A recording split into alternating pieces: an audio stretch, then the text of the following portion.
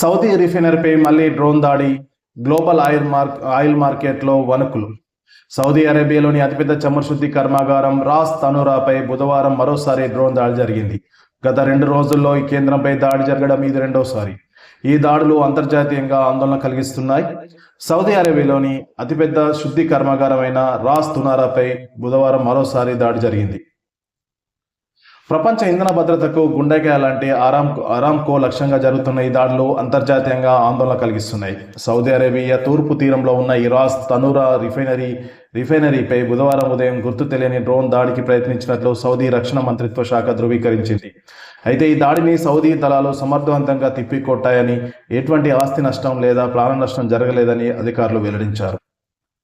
ఇక సోమవారం జరిగిన డ్రోన్ దాడిలో రిఫైనరీ వద్ద స్వల్ప అగ్ని ప్రమాదం జరిగింది. భద్రతా కారణాల దృష్ట్యా అప్పట్లో కార్యకలాపాలను తాత్కాలికంగా నిలిపివేశారు.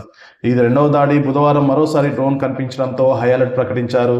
ఇది నేరుగా ఇరాన్ నుంచి వచ్చిందా లేదా ఇతర ప్రాంతాల నుంచి వచ్చి ప్రయోగింపబడిందా అనే కోణంలో అధికారులు దర్యాప్తు చేస్తున్నారు. అయితే రాస్ తనూరా రిఫైనరీ రోజుకు 5,50 మిలియన్ బ్యారెళ్ల చమురును శుద్ధి చేసే సామర్థ్యం కలిగి ఉంది.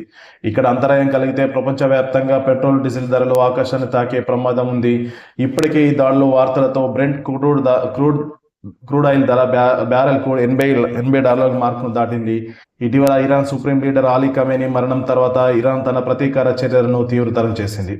అమెరికా, ఇజ్రాయెల్కు మద్దతున్న గల్ఫ్ దేశాలు ఇంధన వనరులపై ఇరాన్ గురిపెట్టినట్లు విశ్లేషకులు భావిస్తున్నారు. ఈ మిస్టరీ దాడులు గల్ఫ్ ప్రాంతంలో పూర్తిస్థాయి యుద్ధానికి దారితీస్తాయేమోననేసి ప్రపంచ దేశాలు భయపడుతున్నాయి.